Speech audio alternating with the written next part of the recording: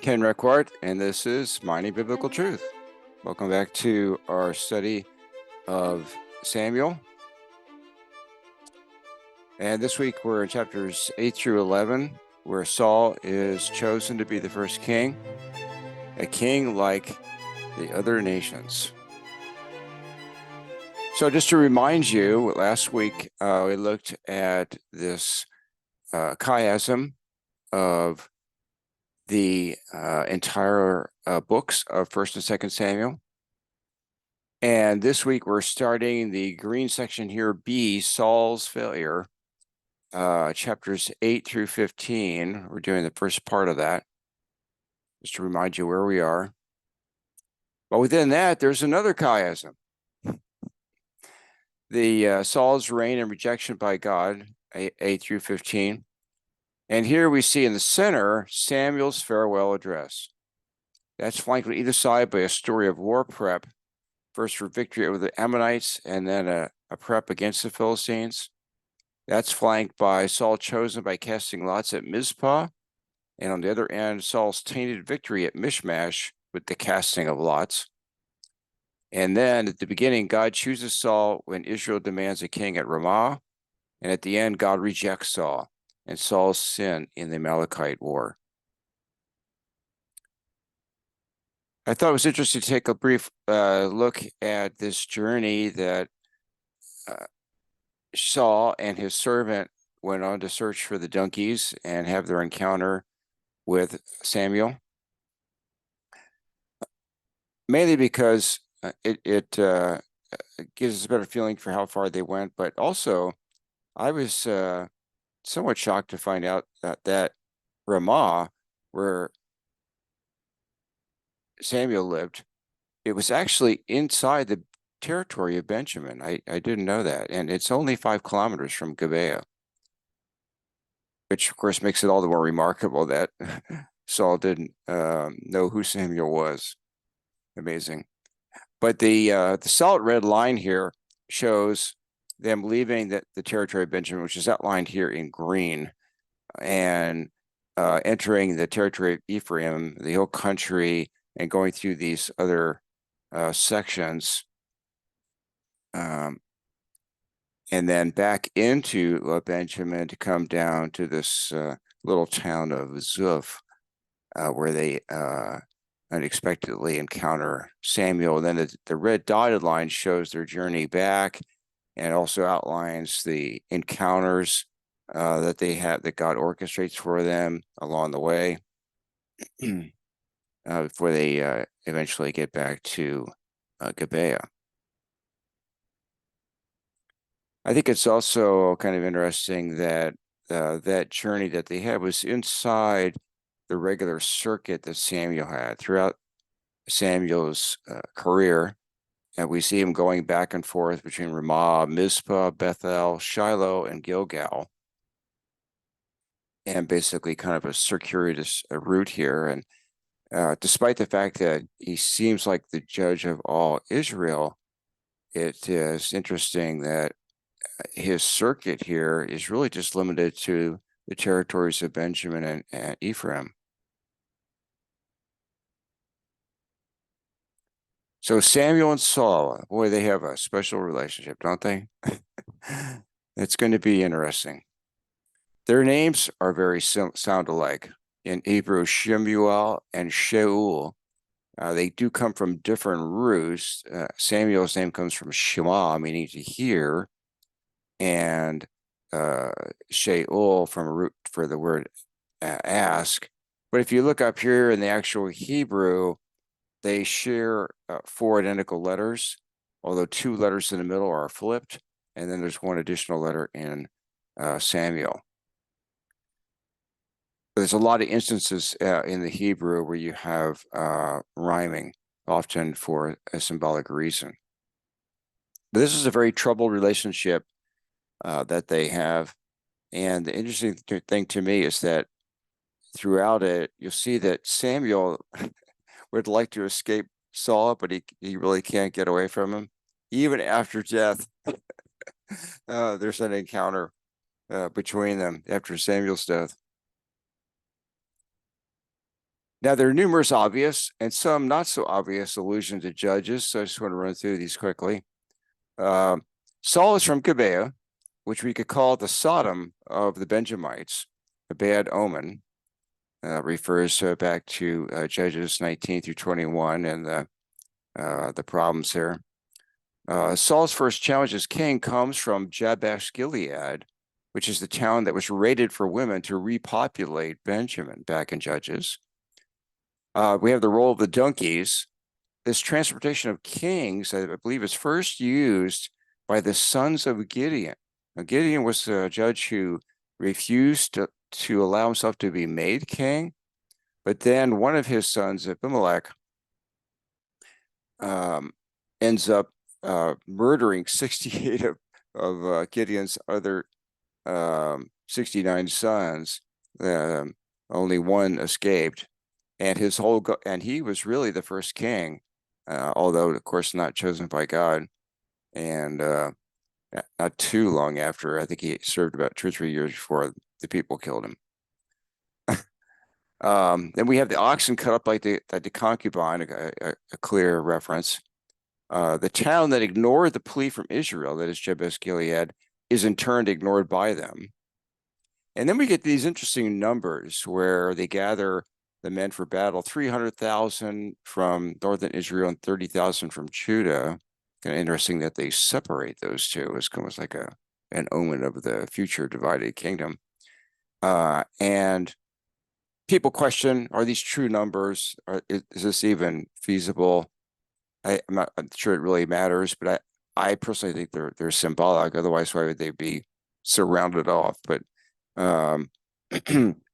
it's possible that they're an echo of the 300 men that the Lord whittled Gideon's forces down to, so that it was clear that the Lord brought the victory in the battle that Gideon carried out.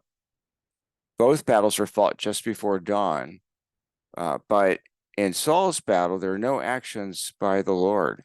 He doesn't whittle down the troops. He doesn't thunder from heaven. He doesn't confuse the enemy. He's just not involved. So I think this all points to the fact that this is kind of like a secular victory. More on donkeys. Samuel's revelation that the donkeys have been found is linked to his hint of plans for Saul, which would be to ride a donkey like a king. And do kings ride donkeys to show humility or to symbolize that they are all, well, you know? Ironically, the man chosen to ride the donkey can't even find them. Another bad omen and a sign of a bad shepherd who's lost his donkeys. But this will point to the need for a good shepherd. Then we have an allusion to the book of Joshua. Samuel proves to the people that God has chosen Saul by the casting of lots. The prior casting of lots, sorting through all the tribes to find one man, was that of Achan, the one who stole from Jericho valuables that were supposed to be consumed for the Lord, bringing shame on Israel and causing them to lose the battle at Ai. When Saul later loses the Lord's support, it will be because of a similar sin of not destroying enemies and their goods according to the Lord's instructions, because they belong to the Lord in 1 Samuel 15. It's a sort of misuse of the first fruits of warfare won by God, as with Jericho. Then we have allusions to Genesis. Genesis 35:11 is promised to Jacob, kings will be among your descendants. Note there's no tribe specified there. This is immediately followed by the death of Rachel delivering Benjamin, whom she names initially Ben-Oni, son of my trouble, which turns out would have been a more appropriate name for him. Even though Judah would be the chosen line to the Messiah, the promise of kings here is connected first to Benjamin. So Genesis' order of promises foreshadows the order of the kings. So in Genesis 49:10, the prophecy from Jacob is the scepter shall not depart from Judah, nor a lawgiver from between his feet, until Shiloh, the Messiah, comes. And to him shall be the obedience of the people. But what about the prophecy for Benjamin? Well, he's the last one named by Jacob. And it says, Benjamin is a ravenous wolf, in the morning devouring the prey, and in the evening dividing the spoil. So what did Saul do in 15:9? Well, he defeated the Amalekites in the morning, and he divided the spoil in the evening, spoil that he wasn't supposed to keep. It says, but Saul and the army spared Agag, the king, and the rest of the sheep and cattle, the fat calves and lambs, everything that was good. They destroyed things that were worthless. These they were unwilling to destroy completely, but everything that was despised, they destroyed. So it's not just about prophecy to fulfillment. It's about prophecy to partial to further fulfillment. We have the prophecy in 49:27, and then we have or rather, I should have referenced that back to chapter 35. And then partial fulfillment in Judges 19-21, the many men from Gibeah, and then the further fulfillment regarding Benjamin, the one man from Gibeah, Saul. The narrative hints at the future and echoes the past. It calls on us to look back and look forward. God first anoints a bad shepherd so that the people will have a reference to appreciate a good shepherd. Then we have allusions to Exodus. The people rejected the Lord, a repeat of the plea of some in Exodus, let us go back to Egypt. In terms of rejection, Samuel here is like Moses was back then. He feels rejected, but it's really the Lord who's rejected. Figuratively, every time that the people reject the Lord's leadership or don't keep the covenant, they are desiring to go back to slavery. The taking prophecy of what the king will be like is ultimately a taking of freedom. I like this quote from an unknown source. It says, it's easier to take the people out of Egypt than it is to take Egypt out of the people in the Exodus 1 year versus 40 years. Well, arguably, this problem exists until the new birth in Christ Jesus. And then even then we have the process of sanctification. And then the ways of the king warning is interesting because the word translated ways actually is mishpat, which means judgment. It's the judgments of the king that will not be holy or righteous. And that culminates in Solomon, who was given the most wisdom, turned into the worst abuser, breaking every command for kings. Too many chariots, too many horses, too many wives, too many riches at others' expense. He had become like Pharaoh. He had turned Israel into Egypt. Thus, Jeroboam's plea to Solomon's successor, Rehoboam, is your father put a heavy yoke on us, but now you should lighten the burden of your father's service and the heavy yoke he put on us, and we will serve you. But Rehoboam had a hard heart, and God hardened it further, and the kingdom was split as a result, according to the Lord's will. So looking forward, what has really changed? In Paul's day, there were people who came to Christ and then turned back to keeping the law to justify themselves. Galatians 4:8-9. Formerly, when you did not know God, you were enslaved to those that by nature are not God's. And here he's including the law. But now that you have come to know God, or rather to be known by God, how can you turn back again? The saying, my yoke is easy and my burden is light, is part of Matthew 11:28-30, where Jesus tells all who are weary and burdened to come to him for rest. And then we see Saul, David parallels. Both were appointed first in private by Samuel, both approved first by a segment of the people. In David's case, he was king first over Judah, I believe for 8 years, and then both finally approved by all the people, Saul after the battle and David after conquering Jerusalem. Differences are when Saul sins, he makes excuses. When David sins, he repents and seeks forgiveness. This is a definition of, quote, a man after God's own heart, unquote, not a perfect man. So what about Saul's hiding among the baggage? Commentators debate what was going on in his mind. Was he humble, fearful, disobedient? Well, I would submit to you that the new Adam who will crush the serpent's head, is he a new Adam, the new Adam who would crush the serpent's head, or is he just another version of the old Adam who hid when the Lord said, "Where are you?" I'll let you decide. And then 1 Samuel 10:9, did God transform Saul's heart?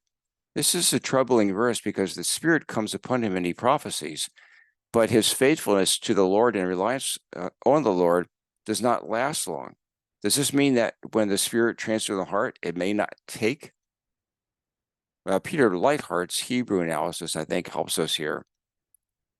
The word here that was translated as changing his heart or giving him a new heart is hafak in Hebrew.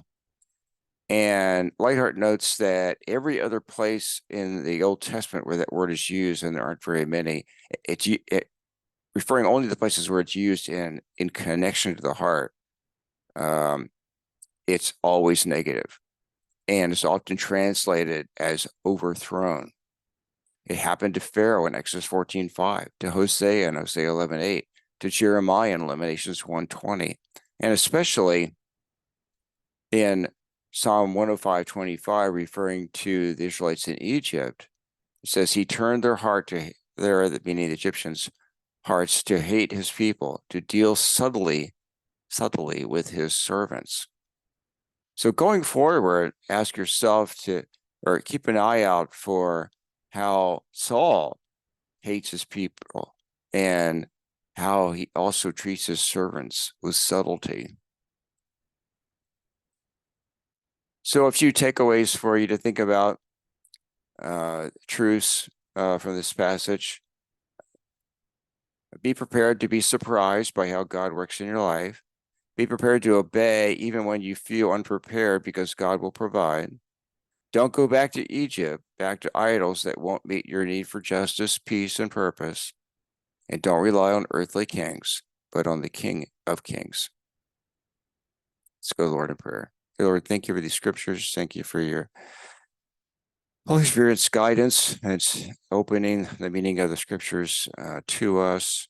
Pray for your blessing on those who are studying this this fabulous book of Samuel, and help us to take to heart these lessons, to not turn away from you, but to repent and always turn back to you. In Jesus' name, amen. Thanks so much for watching. Please share with a friend or make a comment on YouTube, or you can email us privately at info@biblemining.org. Also, PDFs of the slides in this presentation are available or will be available on the website under downloads. Thanks so much for watching and have a great week.